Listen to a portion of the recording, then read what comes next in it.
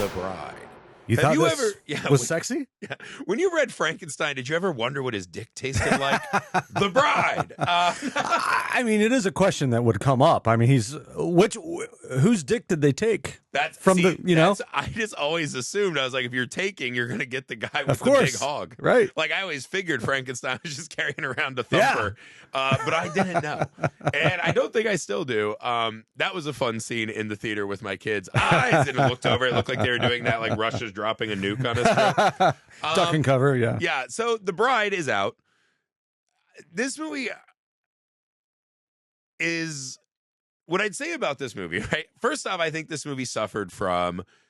I have seen that trailer 8,000 fucking times in what felt like 5 years until this movie came out. They have had it out for a long time. Oh, my God. I think this movie's been stuck in development for a while, too, so it's been on the shelf. Well, they had that clip of John Mulaney was on the show, and he's like, let me tell you who you're dealing with. I'm not just another comedian. And he's like, I got unnamed sides for the unnamed Maggie Gyllenhaal, Jessie Buckley, Christian Bale movie. He was doing a joke on that set years ago about this movie, back when it was an untitled Maggie Gyllenhaal. So I think the trailer being out for so long really took some of the stank off of this. Like, it really bothered me that I had seen that trailer so much. And when those scenes hit in the movie, I literally just went, ugh. Like, I've seen it too many times, right? I get that. What I would say about this movie, because it's got very divisive reviews online, right? Yeah. Mostly gearing towards nice try, not my thing, right? I do think this movie, and I think this is what you want from a Maggie Gyllenhaal movie, right? I think this is exactly what you want from Maggie Gyllenhaal. What is a Maggie Gyllenhaal movie? What? Well, I think this is a Maggie Gyllenhaal movie, which is she's making, I think because she's an actor, right? An actor first and foremost. She directs as if she wants to be equally a star of the film with the cast. Right? It's not the kind of directing that is serving the film at all turns. I'm just wondering. She is trying to make it to where she's a star, and her directing is so unbelievable. It's like she wants to come out and take the bow. But are you just assuming that because she's an actor? Like, no. I'm saying that because I just watched the movie, and this is directing that is not. But it's not conducive to making the best version of the film. Have you seen her other films? I've seen some of her other films. Because she's direct. This is not her debut as a director. I'm not saying it's her debut. I'm saying I feel like this is, me and Nick were looking up, this is an $80 million movie. This is her getting to take her big swing for the fence, right? Yeah, 90 million, actually. Yeah, this is the movie that is everything she wants it to be. And I think it's gluttonous. I think it's chaotic. I think it's that kind of, I want to grab you and scream in your face kind of filmmaking, right? Which I don't mind. I applaud. I appreciate. This movie is one of those. I've heard a lot of people say this is a vibes movie more than a movie. Totally get that. This is the moment for that. And I think this is why you let Maggie Gyllenhaal make this movie, is because you want those wild big swings. I do think it leads to a completely, and at times, inconsistency between scenes and story and characters that kind of grind this to a halt. This is a showboaty kind of a film, right? Yes. It reminds me of Babylon a couple years ago. I had that thought too. And directors, that want to show off more than they want to present the best version of a thing to us. You said gluttonous. I have some other adjectives. Let's throw in overwrought, overlong. And I'm gluttonous. I don't think that's always the worst quality in a movie. Over the top. Yep. Let's see. What else did I have? It's heavy-handed. Yes. It's big. It's garish. Yeah. It's expressionistic. Yes, very expressionistic. Yeah. I gotta say, I loved the shit out of it. I loved it. Get out of here. Wait a second. I was sitting next to you in the theater. You loved this movie? I loved almost. It's too long. It's okay. So my son Hunter kept leaning over to us and doing the thumbs down the whole movie. My kids did not. And again, it's not a movie for kids. Had my wife not been working today, I would not have made them go. Yeah. I knew immediately this was not their kind of thing. No. I loved it. Okay, so weirdly, I'm sure there are people who already turned it off. So like, more guys bitching about The Bride. There's a lot more about this movie that doesn't work for me than worked. But again, I think this is the age of filmmaking we're entering. I think the invisible hand of cinema era is gone, right? Like before the movie started, we saw the trailer for They Will Kill You, right? Yeah. It's the same kind of thing. It's that flashy, in your face. the machinations of filmmaking are so Front Street. Sure. They want to remind you this is a cool movie more than just telling you the best version of a story. That's the world we live in. And honestly, I don't mind a movie like this that's taking swings and is willing to be a little more, I don't know, fucking expressionist dance. Yeah. Then kind of grinding it to the middle, right? Like a lot of what I saw is this movie and Guillermo del Toro's Frankenstein's Stein were two sides of the same coin, and they both needed what the other one had and were incomplete on their own. And to me, I kind of see what that's saying. This one felt like it was more full of that kind of juice, right? There was more life force in this one than the Del Toro one. But I also think in a way that's kind of, it's like childish. It's like when a high school kid reads their first, philosophy meme, and then they start telling you about the meaning of life, and it's like, well, you're 15, you haven't lived anything. I do like the comparison to the Del Toro movie in the sense that when I was watching both films, the word theatrical came to mind. Yeah. I think they are both very theatrical. The difference is, the different sides of that coin is that the Del Toro version is classical. And this is very modern and has something to say. It's very unapologetic about what it's going for. It's on the nose to a fault many times if that's something that you don't like in your movies. Yeah. It's too long in order for it to be a, message film, because that does start to wear thin. But man, talk about a way to put a message in a movie like this, a big, loud, feminist scream. You have all the stuff with the Epstein files that are going on that I think is right up front on Front Street in this movie. Because this really would have been closer to like Me Too than and Epstein. She literally says at the end, she screams, "Me too, me too," when she's having that big confrontation. I think there's a lot of again, I'm sure women out there who, we are what we are. We can only speak from our own experience. My wife has talked to me about that before. Like, there are things I just get to do in life that she would never do because I'm not afraid of walking around or being abducted or someone putting something in my drink, right? So I get all that. I think if I had my biggest issue with this movie, because honestly, the style and all that shit, like, they're kind of, it's that no way climax thing where it's like, we just want to do this thing. And you're like, cool, man, I'll ride with you on that. This movie says multiple times, the monsters, like, the dead are not happy. The dead have something to say. I have something to say. I want to be heard. And she said nothing, ever. She kept screaming about wanting to be heard, and her nor the character are ever heard from in a way that has the point. Anything to say. But again, no. That's I get that's what they're saying, right? Like the Penelope Cruz character always being overlooked and silenced, right? The point of her in this movie is to fucking be able to say those things that no one else says. And again, it reminds me of that fucking, it was like that GIF that was going around that everyone uses, where there was like the short-haired liberal lady who had the like circle glasses, and she just gets mad and it was like, ah! Sure. Because she can't find the words to say what she wants to say. She just has full feminine liberal rage. That's what this felt like. It was rage and it was screaming. I kept waiting for them to say something. If you have the microphone, you have $90 million. It's cool to scream in my face. Fucking say something. Like there's that scene, right, where they're like, other women have seen her and now they're rioters. And they're like, what she said caught them. And I was like, what did she say? She said the name of a couple women, not what happened to them. And then these other women took to the streets. They're like, tattoo my cheeks. It's go time.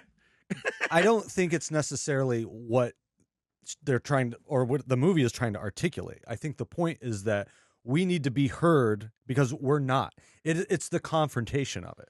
It's just the act of speaking out and not being silenced is the point. That's the message. I mean, sure. Okay, I can give you that. But to me, it was very much like if Jurassic Park ended when Ian Malcolm's like, you thought so hard if you could, not if you should. And then he's just like, fuck, you're right. And the movie was over. It's like it wasn't a cinematically engaging I disagree. argument to me. Like the thesis was laid out that no one hears these women.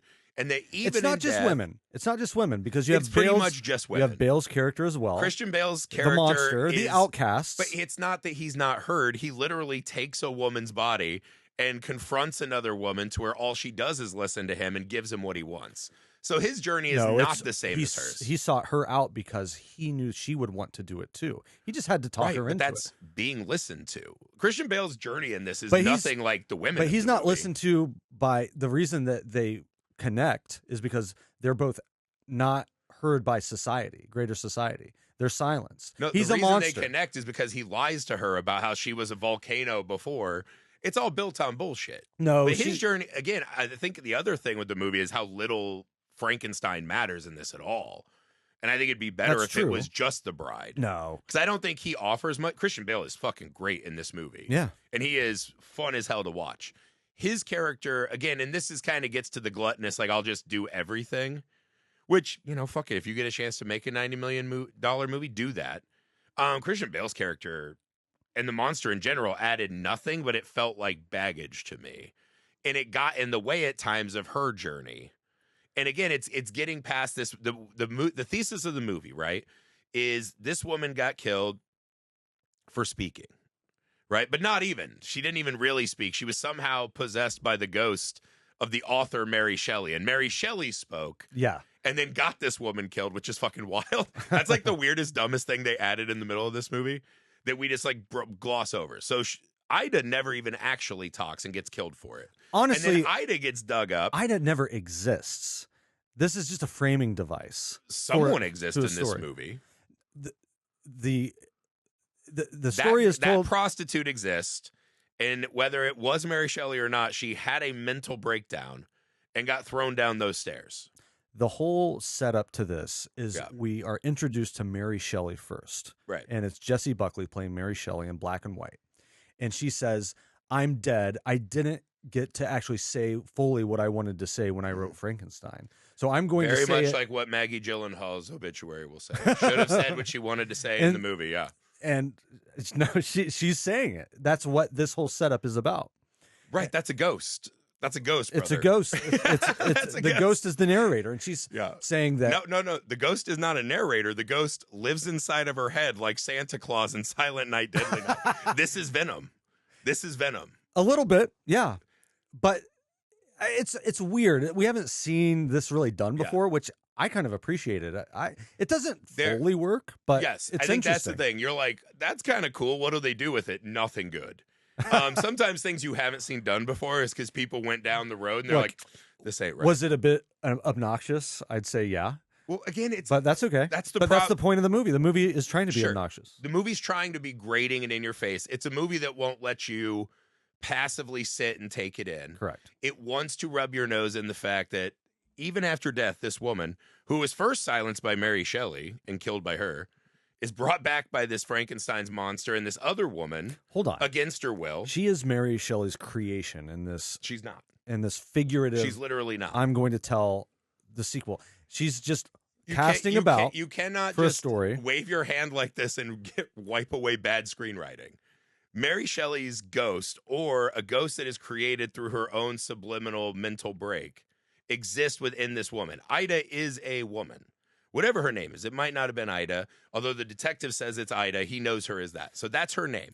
You cannot say this is all a creation and this is all fiction. That's exactly what it says in the beginning. Not watching. She's says dead. Mary Shelley's dead. I know. That's what makes people can't fucking write a book. They can in fiction, in cinema. If that's what this is that the ghost of Mary Shelley is writing a story. That's exactly what it is. That's what I watched. Yes, that's what it is. This should never have been greenlit. That's the dumbest thing I've ever heard. This is an art film, man. It's an art film. It's an art film that doesn't follow the art of storytelling is my problem. The art of storytelling can be anything. Screenwriting. What's good screenwriting? What's good screenwriting? I think it's good screenwriting because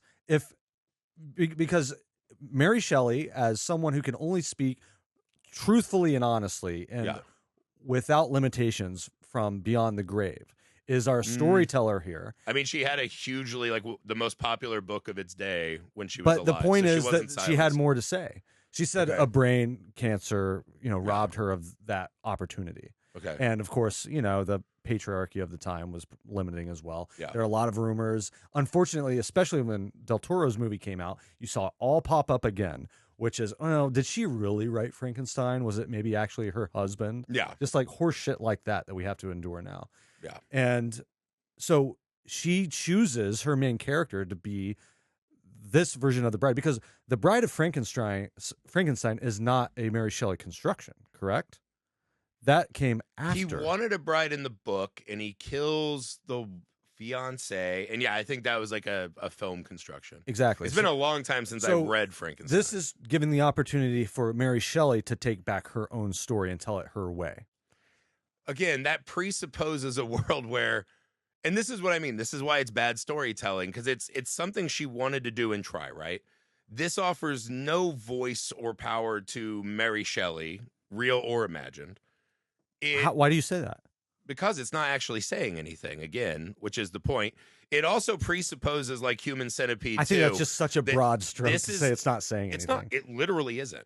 We'll go through the whole movie. You stop and tell me where it said something rather than screamed at me that it was mad. It's a big. I'm an elementary school teacher. There are kids all day that will scream at you that they're mad or they're unhappy or something happened. And you say, what happened? Tell me what happened. Why are you mad? And they can't do it. That's what this movie is. It's an elementary school tantrum. But it doesn't have to say it because it's demonstrating all the things. It's not demonstrating Yes, anything. it is.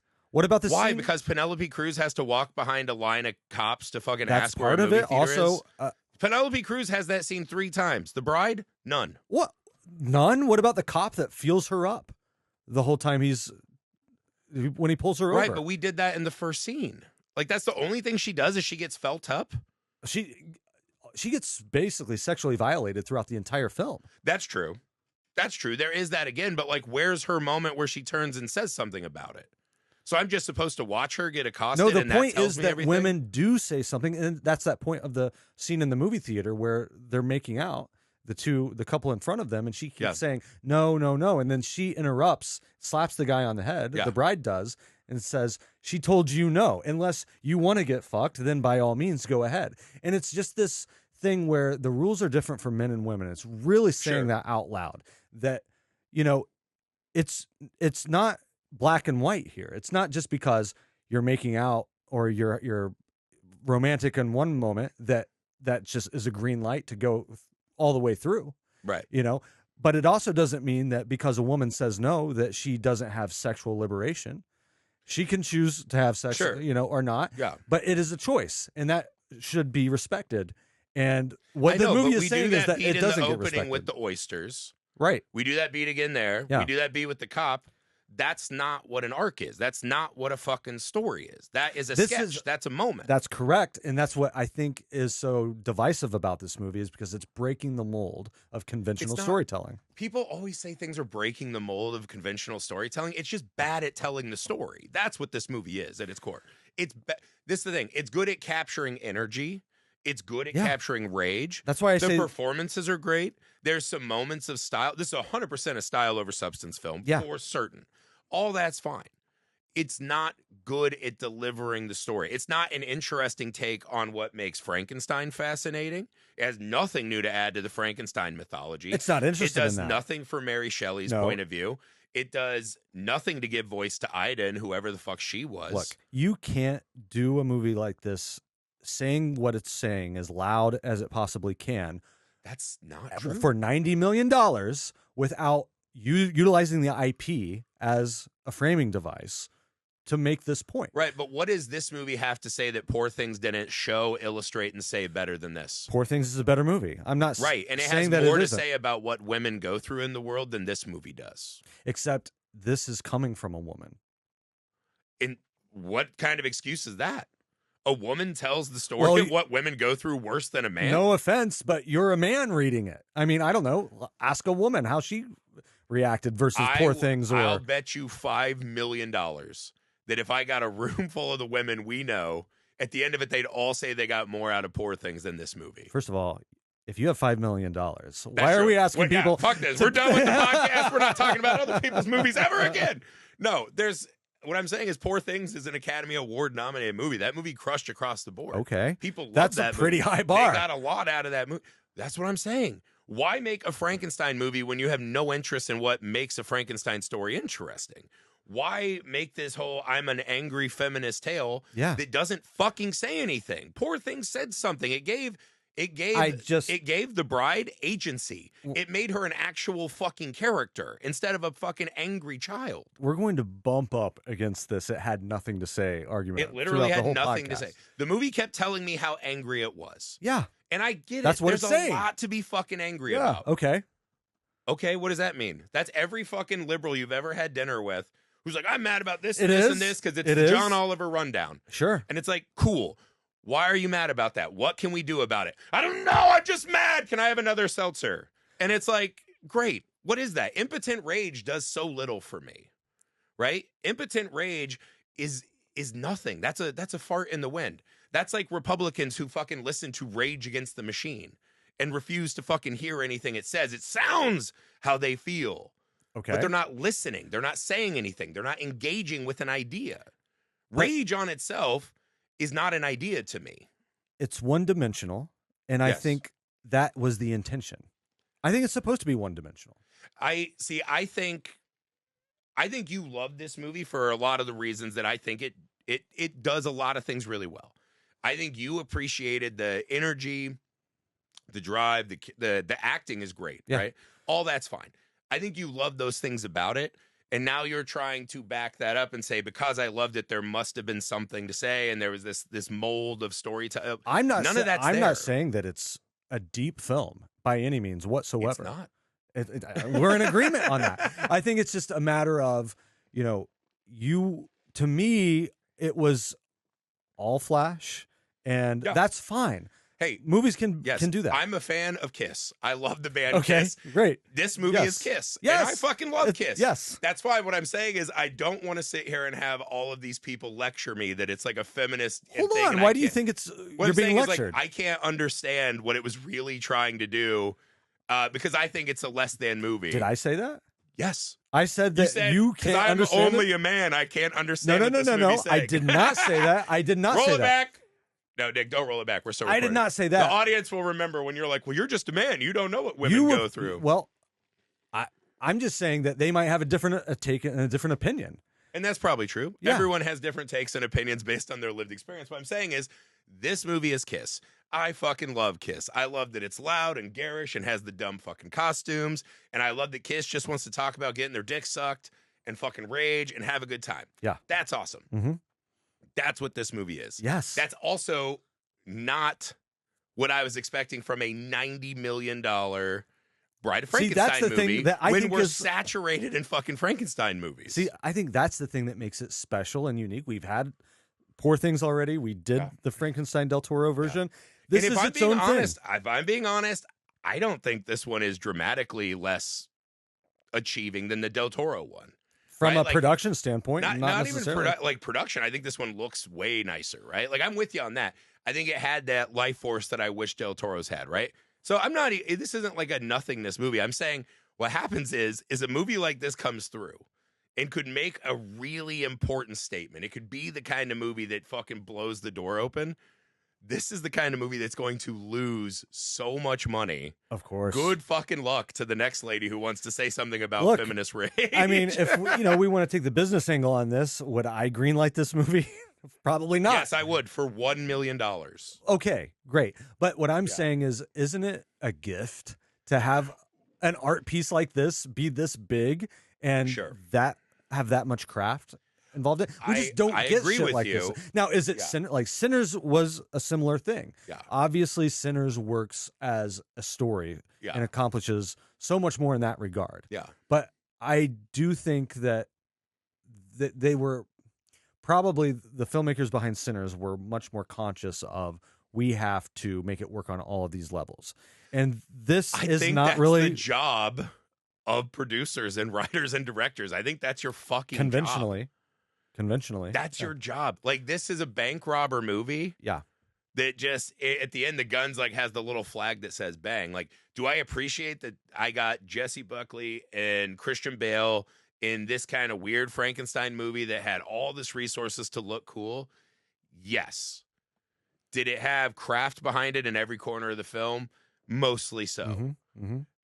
The movie doesn't accomplish that much. That's the thing that kills me, is like, you had the pieces, in where it falls short is not for want of resource or power or talent, but for thought. It's like they stopped the electrodes at the neck, and it's only a neck down movie, right? The dick's pumping, the butt's rock hard, it's got abs and everything, and then the head's just, and like that sucks. I think that sucks. I think you owe more to the audience when you have that much money. I mean, I totally see what you're saying here. It just, I don't know at what point I realized, well, we're not going to do the normal movie thing. And I got on board for the ride, and I accepted it. And did it drag in a few spots? Yeah. I mean, it really needed to tighten up. I was jaded by having my two sons keep looking over That's going, also Dad, the thing. this sucks. Yeah. And I was like, that not makes wrong. It tough. That makes it tough. Yeah, I mean, they're not wrong. Kids but like are not going to get this You movie. could feel their just despair. Sure. As they kept thinking the movie was ending, and then they'd get back in a car, and my kids would just go, oh! It's like, come on, man. It was like us and one other dude in the theater. He must have been like so mad that my kids were doing And it. I could totally see, if I was in a different mood, that this movie would work differently on me. It also, I think my experience was shaped by the fact I didn't have very high expectations. You know what's weird? I didn't either. I had no expectations for it, and I think it ended up being almost exactly what I thought. Because there's that scene, and now that I've seen the trailer 800 times, there's that moment in the trailer, and like young people were laughing at this in the theater. Like whenever a young person would see the scene where at the end her head's in the glass jar. Yes. And she's like, yeah, the young kids would be like, lame. Corny. And right? I was like, yeah. So weirdly, that reaction, having seen teenagers laugh at that moment 50 times, kind of told me exactly what I thought this movie was going to be, right? It reminds me of the guy who's like out, you know, like you ever see those like art exhibits at New York, and it's like a guy who like walks upstairs and then falls on a trampoline, and people are like, that's art. That's what this is? But then the internet's like, that's bullshit and cringe. I kind of knew that was going to be this vibe. So I was expecting the movie I got. I think you can be so cynical, especially the online community, and not having seen the movie. Yeah, oh, for sure. And you can write it off. Yeah. But I do think it works if you experience it. And it's not going to work for everybody. Yeah. But it's better than it's getting dragged. There are people who will see this and it will like light them up.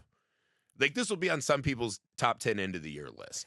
And the vast amount of people are just not going to see this. They're going to avoid it like the plague. It's going to appeal to all the usual suspects, you know, the protest movement people, the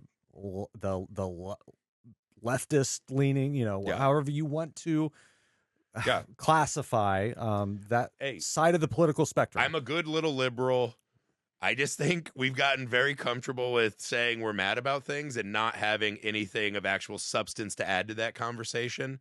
That's a little bit what this felt like to me. I get that. And it bummed me out. And it's like, there are just examples of it all throughout the movie, right? Like the Mary Shelly thing is one of the dumbest choices a movie's ever made. Like really just got in the way. And it was like, why are you interfering with things that work, right? And the movie keeps doing that.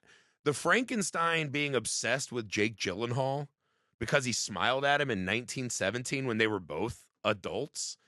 And like he kept seeing himself dancing without any kind of hint that they don't understand the irony that they're doing Put It on the Ritz from Young Frankenstein, like not understanding that like we're going to make fun of that or young people aren't going to understand it.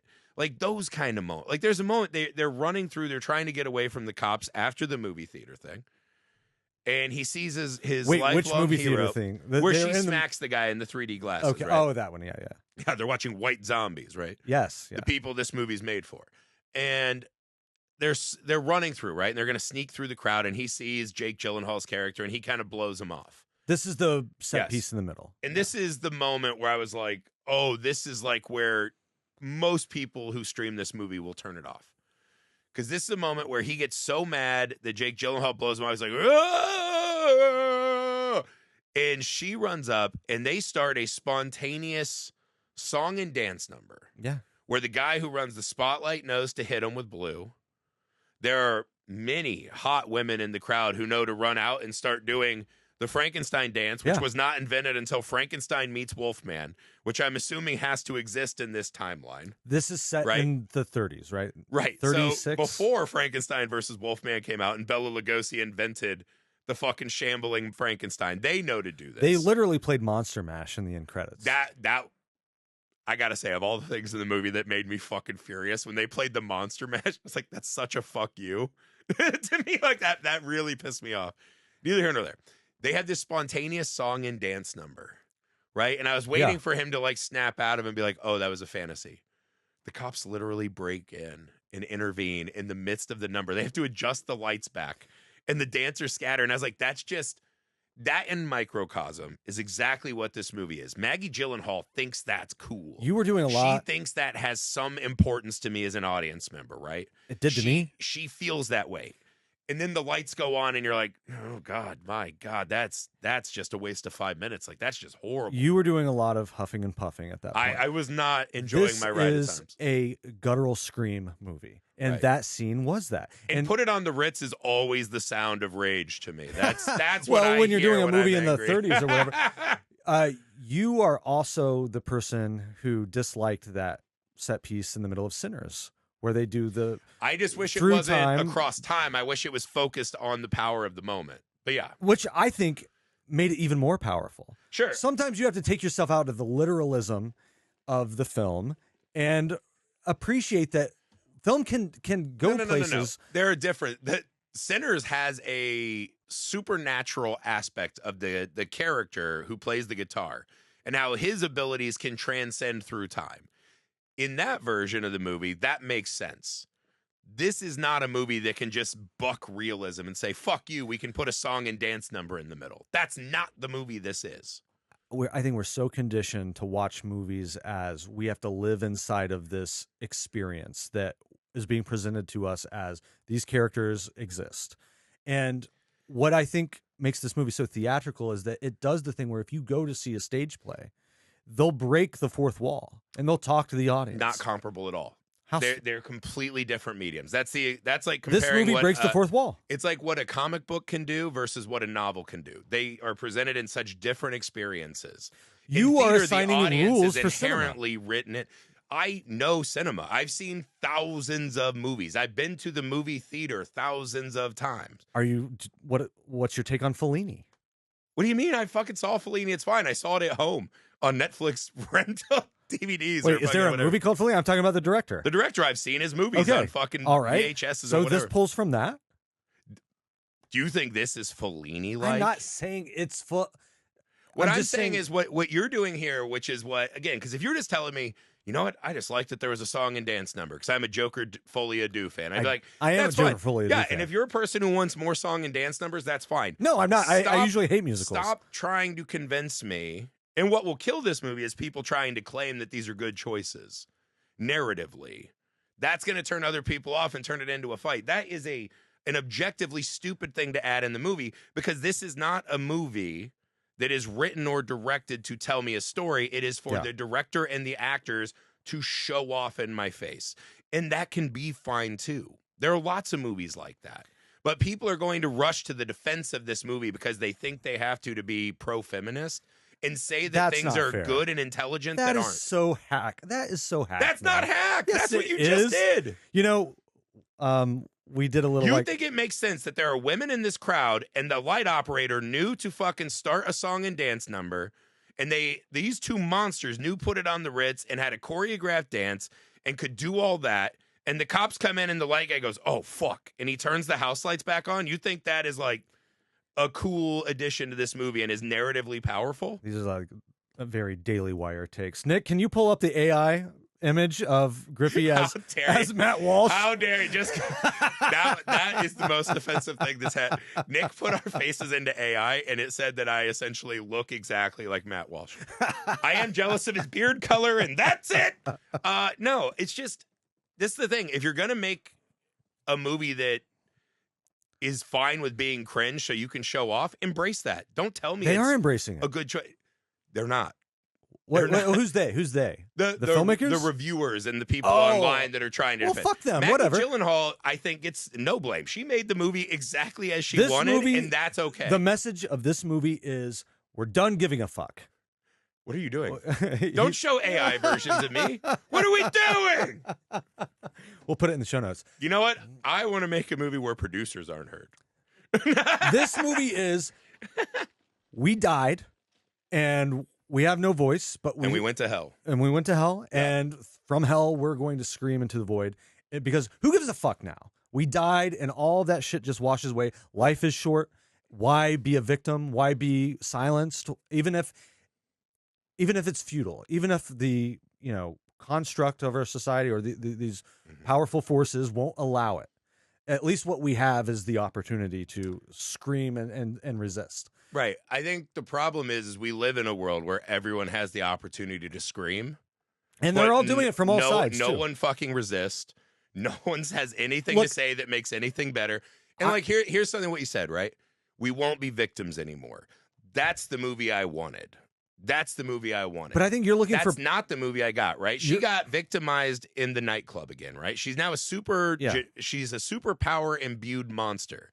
The Frankenstein monster, because they have this life force of electricity, are stronger than a normal human, right? Why did Frankenstein have to save her?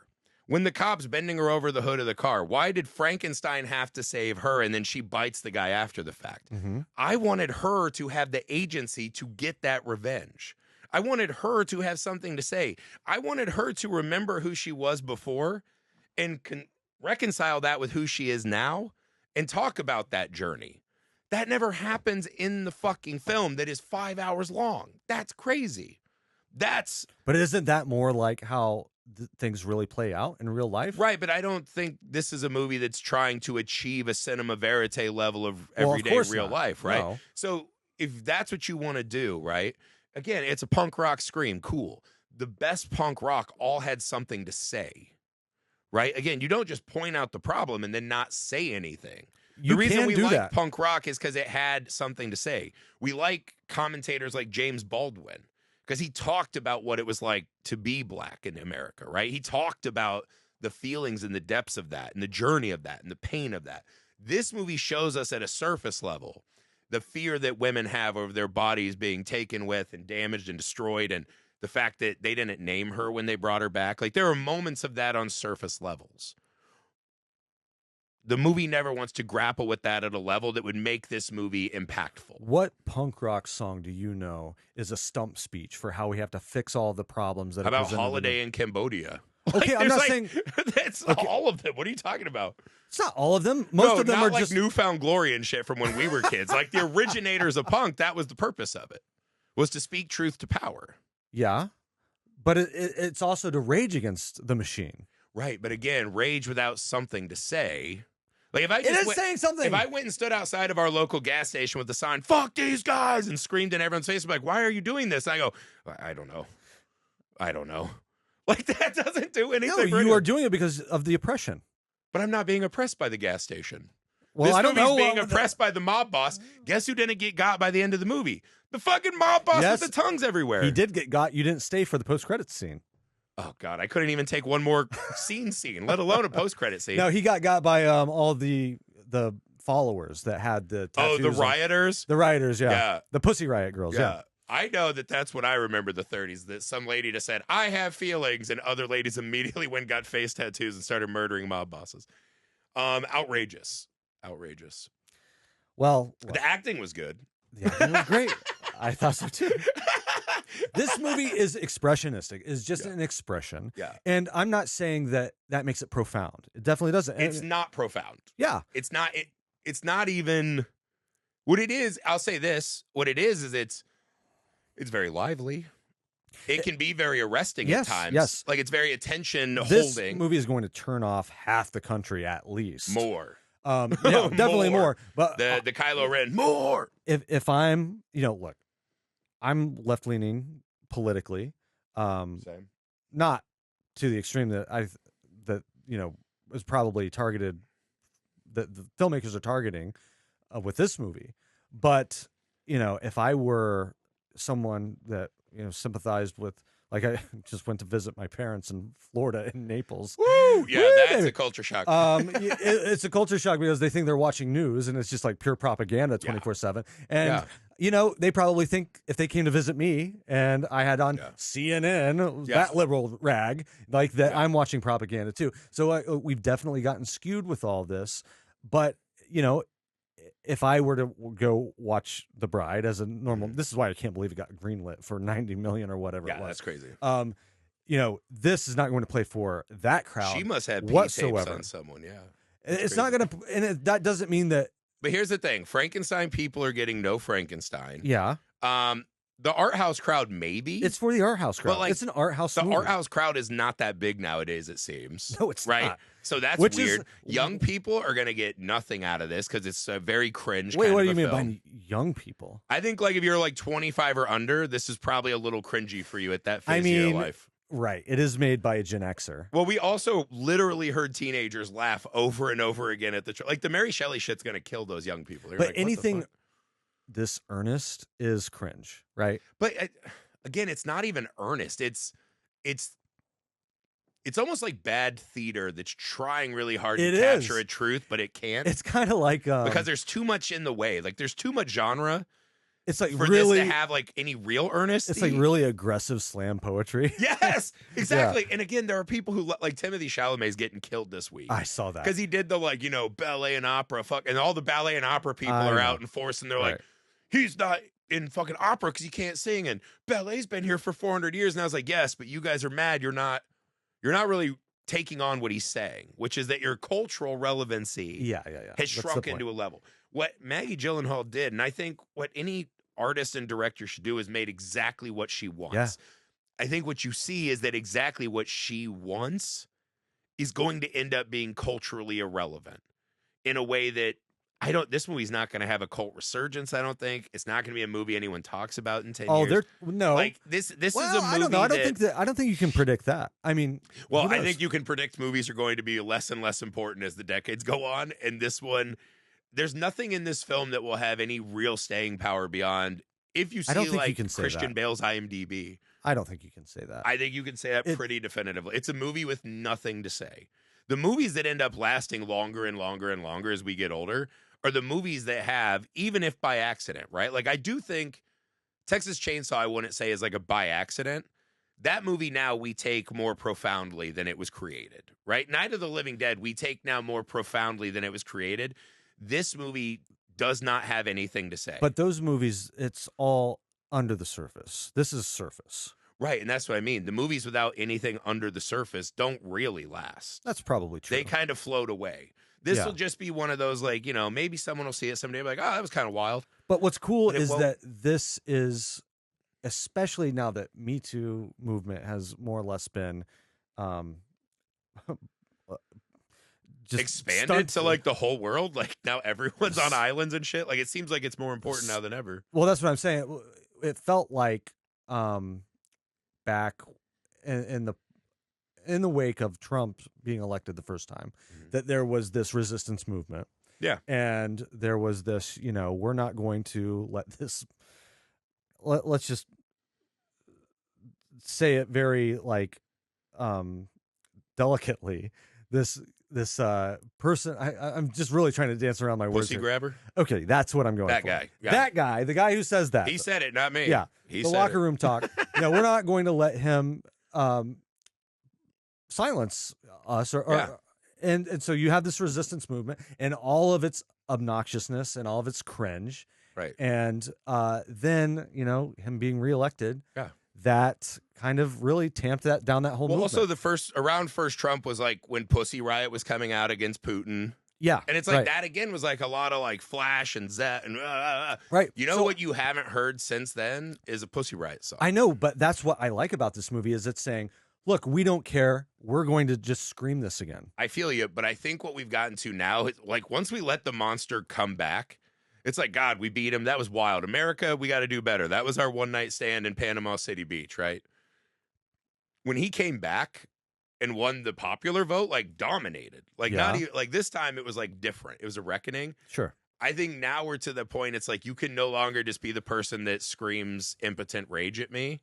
We got to have solutions. We got to have facts. We got to have something to fucking put our feet on. Okay, but that's not fight the back. job of a movie. It is if that's the movie you're trying to make.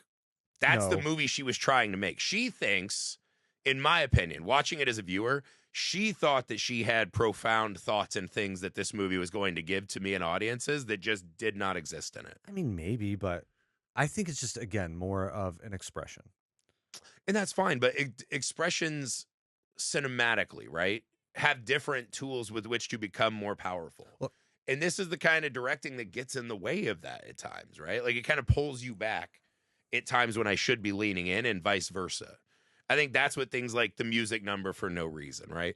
Or they're at the drive-in, right? It's like just one of those like head scratching, like why? Why as a director do you think that's valuable? When Penelope is fucking not her Penelope, like him getting the tattoo over, you're like, Jesus fucking Christ, it's Jared Leto's Joker all over again.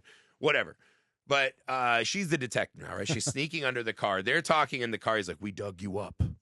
Why is Penelope Cruz and the Italian hitman looking up and seeing them on the fucking boat in the drive-in theater movie, and we're listening to that over the drive-in speakers?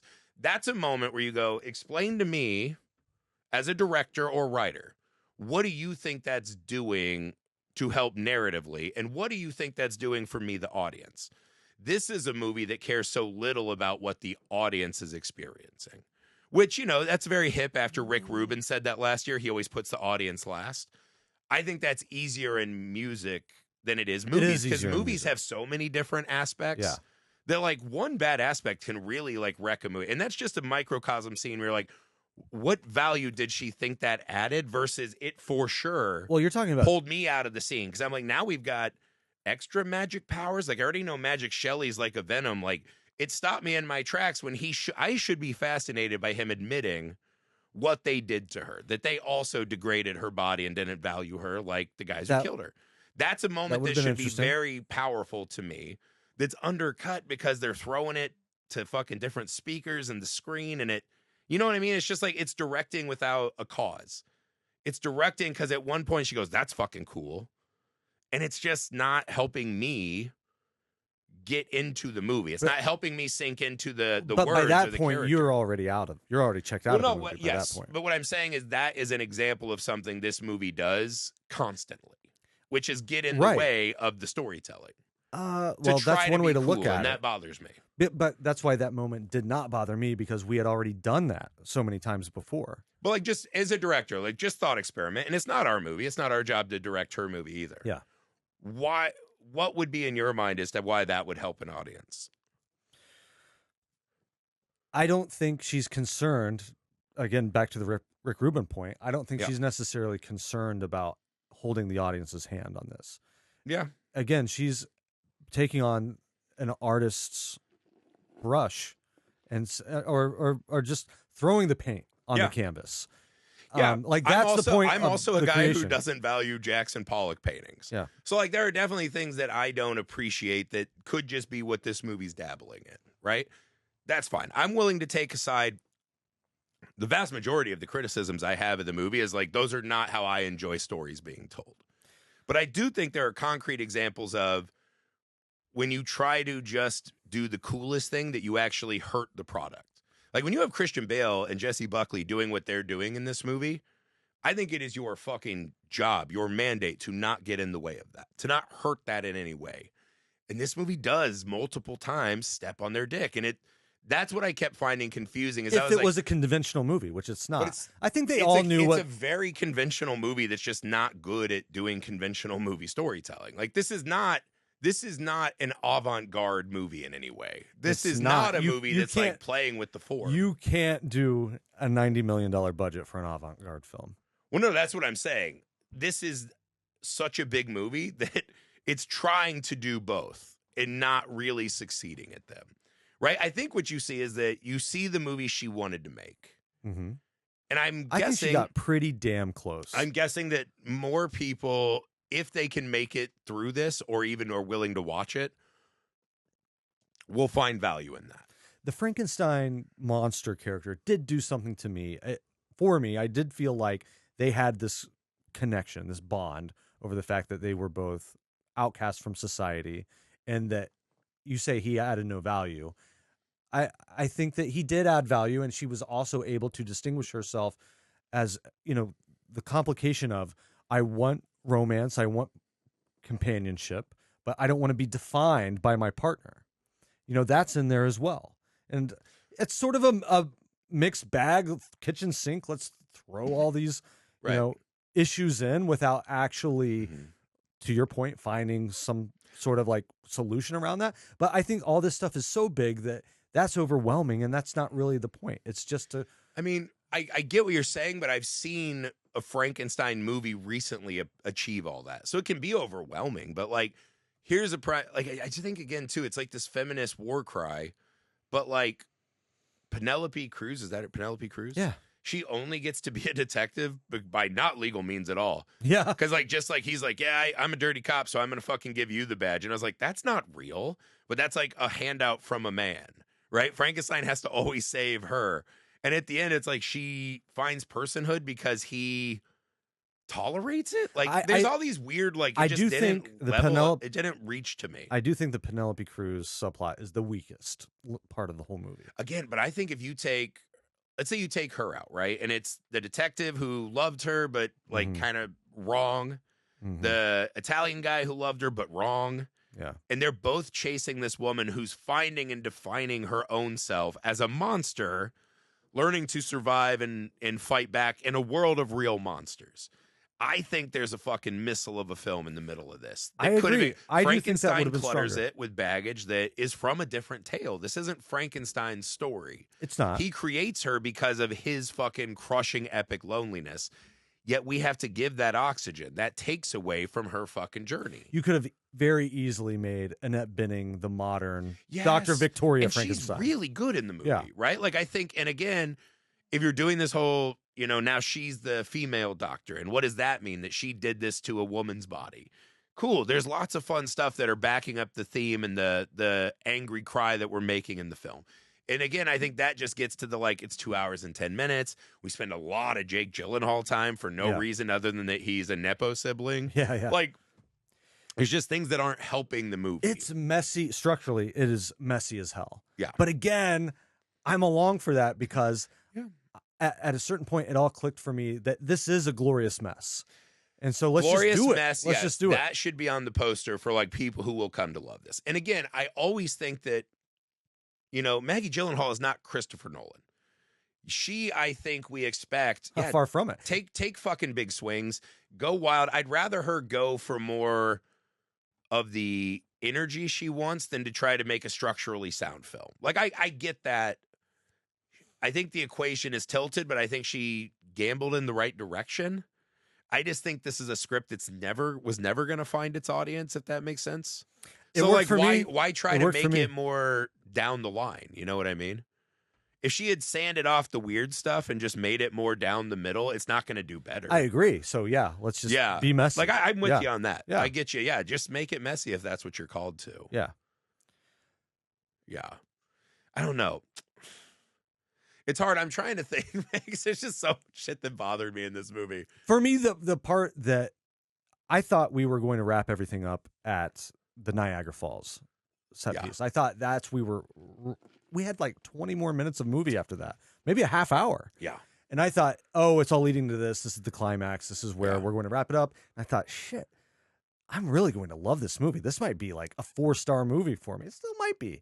But I thought, okay, this right when I was worried it might be kind of getting a little extraneous, we're going to get this thing wrapped up, and what a blast.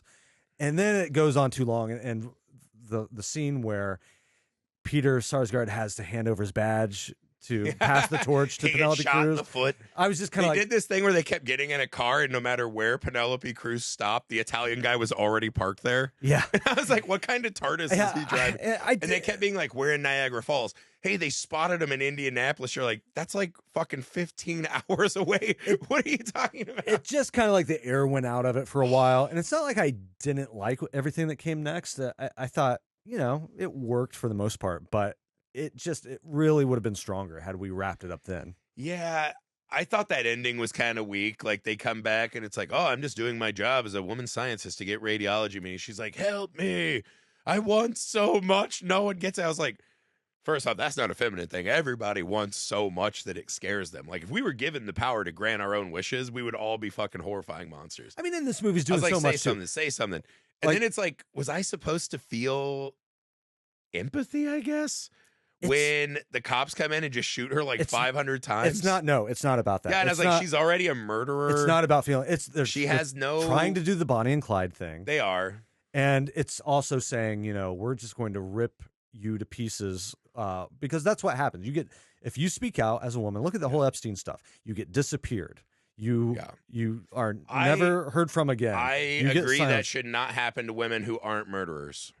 Yeah, she was also a murderer. She's also a piece of shit in the movie. Like, that's another thing they did. They really did not make her like a normal, like they really amped her up to be like the biggest scumbag you could think of.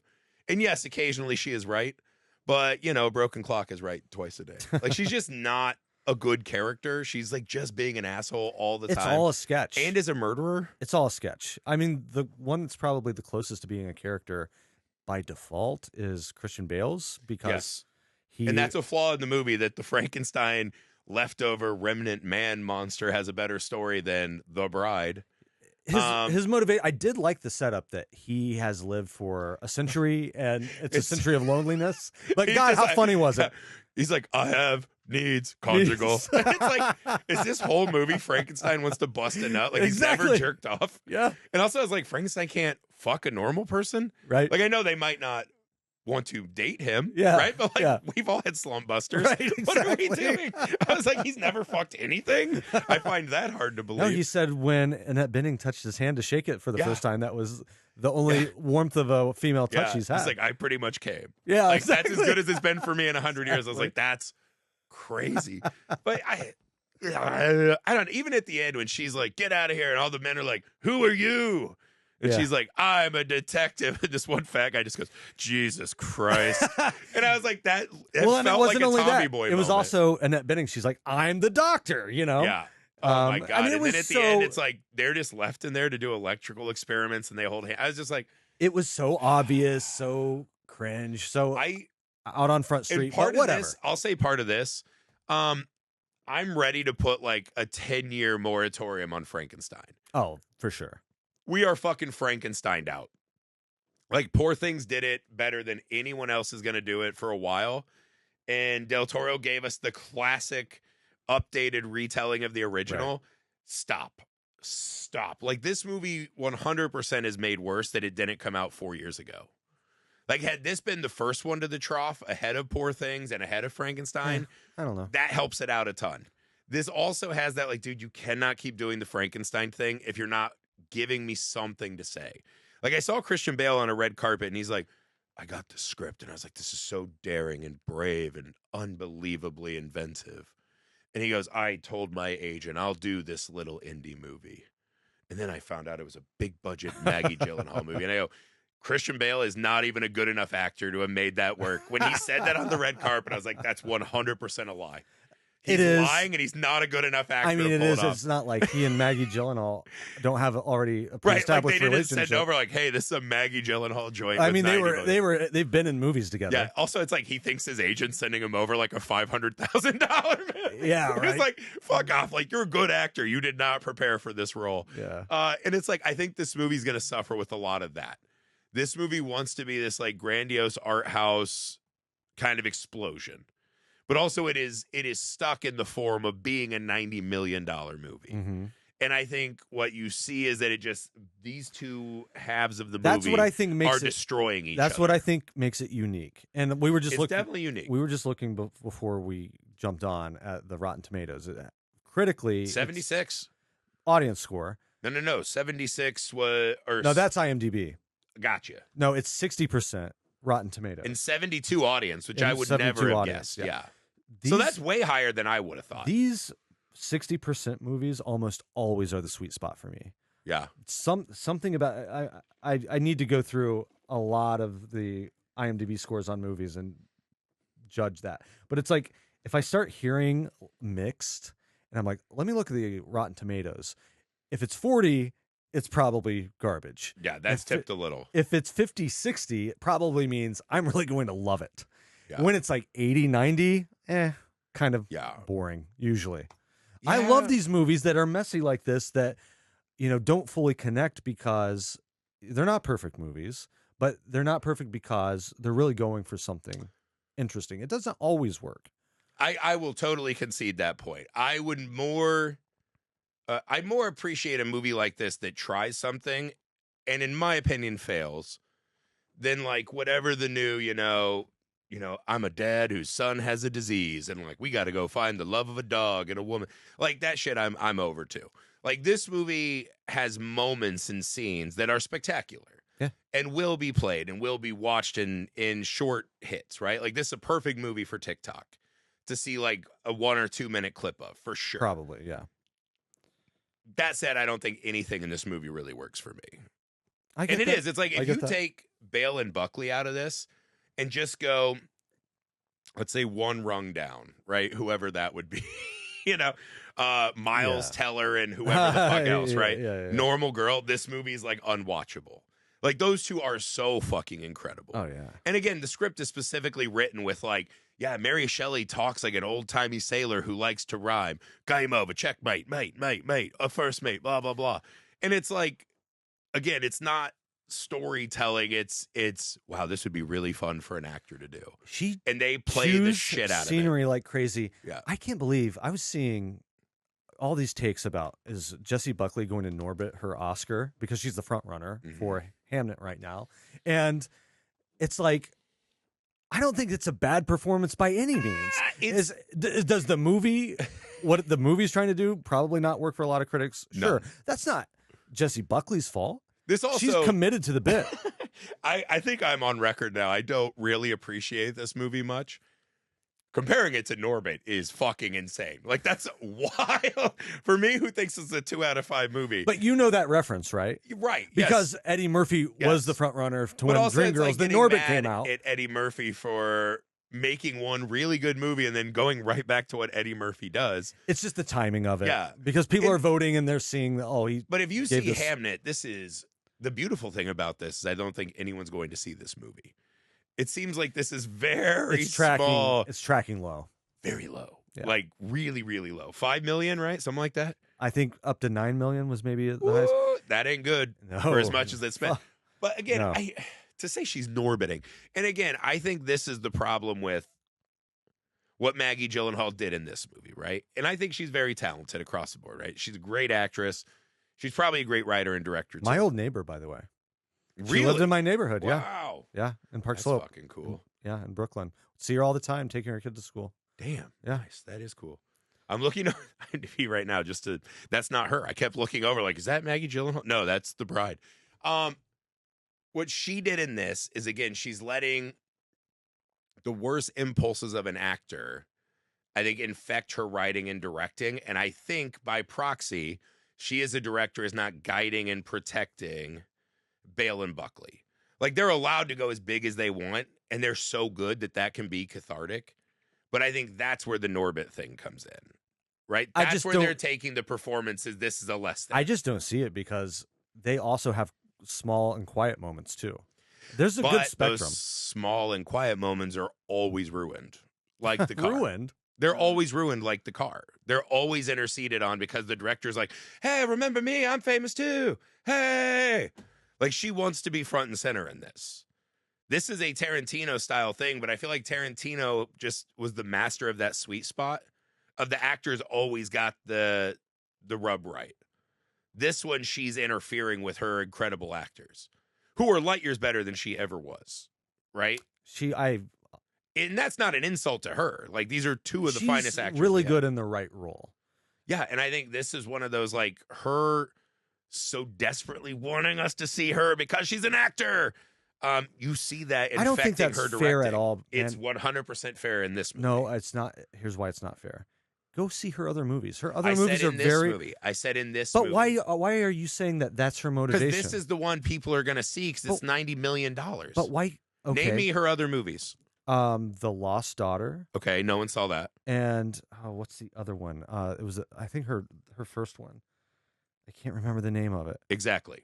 So that's my point. But it was good. It was good. Sure. No one saw them. This was her moment to be like, hey, remember me? I'm a famous fucking director. That's what this is. This is showboat directing that interferes with the performances and the actors constantly. I don't think that, though, is... I mean, I get how you are coming to this conclusion, but I don't know that has much to do with her being an actor.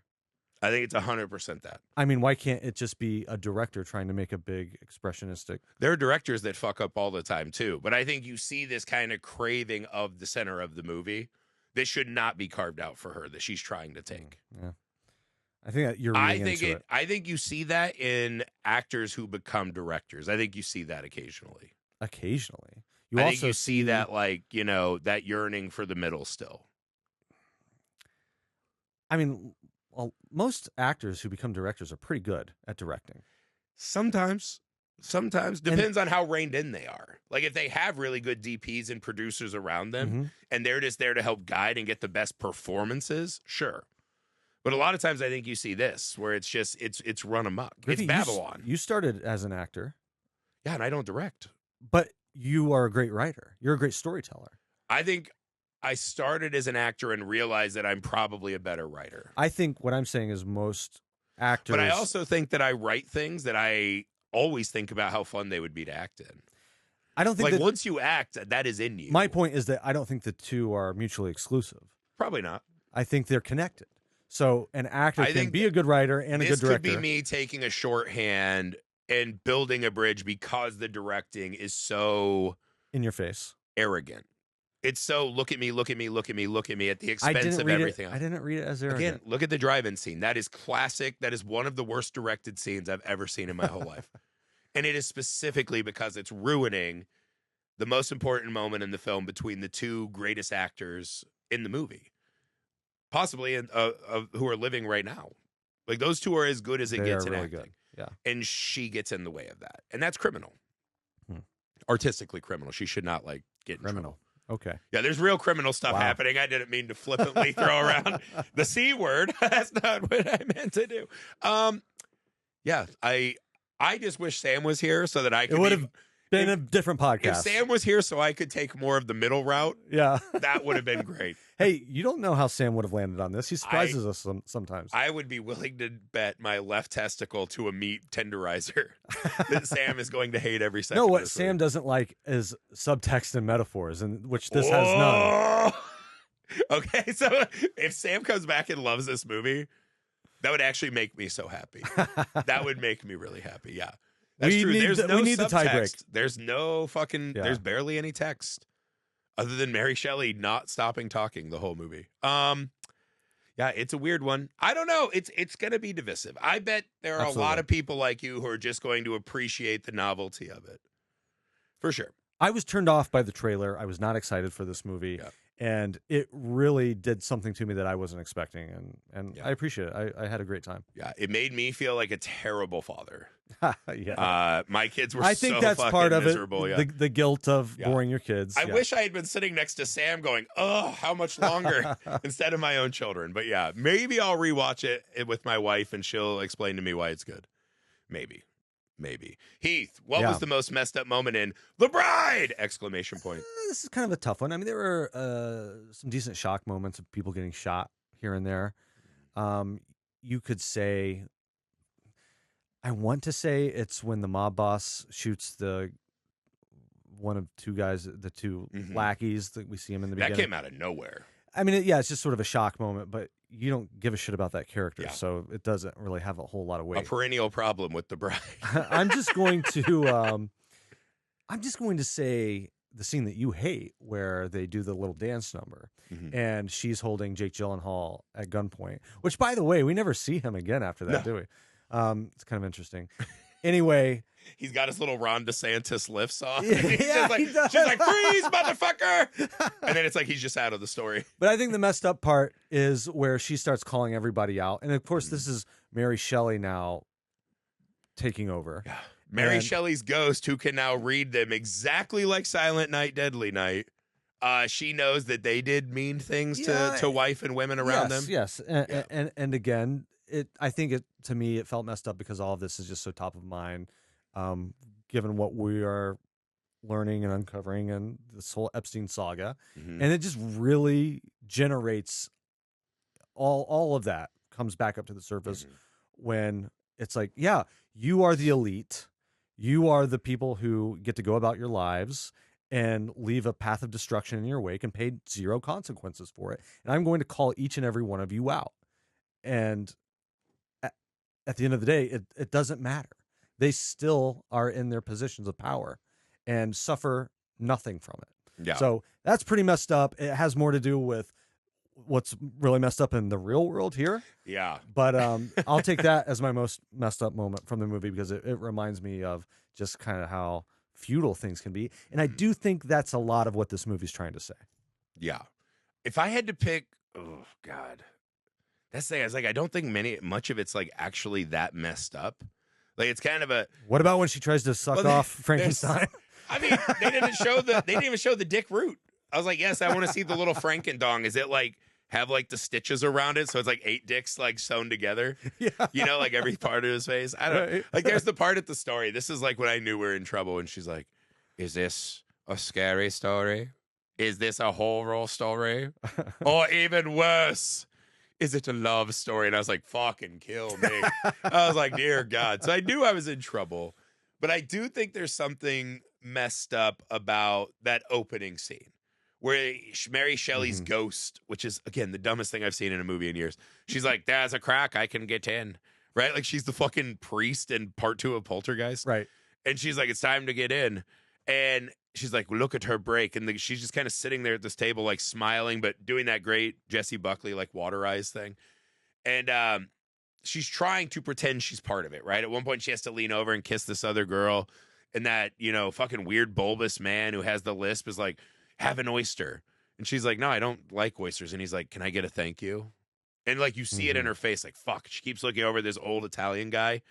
And she's like, "Yeah, thank you." And she goes for it and he pulls it back. And he's like, "Say thank you." And she does. And then he kind of like pulls her over the table and over the guy she's fucking who's married and over the other girl. Yeah, And it's real gross. It's this real she's a plaything. Yeah. Right? And then when she finally gets it, she like gags it up on him. And this is when Mary Shelley's ghost, who apparently just talks like an old fucking Cockney sailor, like she's one of the extras in Johnny Depp's From Hell, like, "Oh, fuck ye, fuck, fuck, fuck, fuck." And everyone in the crowd turns on her. And it's this moment that, well, made stupid by the art house machinations of the writing, is kind of profound. That the moment she finally breaks and is like, "I'm sick of you, you fucking fat bulbous turd, thinking you can fuck me and touch me and whatever," her saying anything, everyone goes silent and looks at her. And that's a moment, if you've ever seen that in a restaurant, is like a staggering moment. And it's her finally finding a voice in a moment she didn't have it. Again, it's a stupid voice because it's not hers, but the ghost of this old fucking British sailor. But there is like a starkness to that I did find to be intense and scary. You know what that kind of reminded me of a little bit? And it's not a perfect comp, but because she got arrested, Britney Spears. Oh, no. It's like we use her as our plaything. She's, our little doll, little pop star doll. She has a mental break. She goes crazy, and then we punish her. She needs so much help. Oh, yeah, but this sad. movie is essentially saying, what if she became a ghost and started living in my head and making me do crimes and shit? Like, that's crazy. Hey, write that would movie. Be even worse. Write that movie. Yeah, apparently the venoming is very popular right now. Yeah, should we do a Being John Malcolm, Being Britney Spears? Holy shit, dude. Hey. I think she'd have to be in us, because if we were in her, that's you're right. a way grosser, shorter movie. Yeah, no, that's it. She's possessing all of us. Oh, could you imagine? We're all just doing TikTok dances. Yeah. Nice. I don't know what to say anymore about The Bride. I hope that a couple of you saw it. It doesn't look like many of us have. I hope some of you liked it as much as Heath did. Woo! Heath, the great defender of The Bride. See, I'm at least happy. When we were in the theater, I had that reel. No, not another movie where we don't like it and we're just bitching about it. I'm perfect. I love when we're at least debating it, right? Yeah. Like there's good and bad. All movies are good and bad. I'm glad it wasn't another one where we all kind of didn't like it. So this was nice. I'm glad you enjoyed it. I hope everyone else enjoys it. I hope you all enjoyed this pod. I hope you all would be kind enough to go to Indiegogo. Type in Mr. Cream Jeans, because we've been blocked by the kind of prudes that waste $90 million on The Bride. And we can get just a couple shekels from Indiegogo for Mr. Cream Jeans. Type in Mr. Cream Jeans, because we've been banned. You can get the perk where you join this very podcast to talk about whatever you want, do a film festival draft, and help us get our first movie out into the world. I swear to God, we watched The Rough Cut last night. We are this fucking close. Talk about an expression of sexual rage. Yeah, impotent sexual rage. That is definitely what we're working with. Please go to the Messed Up Movies Podcast Patreon page, the best way to support and help grow this podcast. Make your voice heard in this podcast. That would be so grateful, or we would be so grateful to you for doing that. Please follow and subscribe to Misfit Parade, misfitparade.com, TikTok, Instagram, YouTube. We'd really like you to subscribe there. Facebook, all the places. We'll see you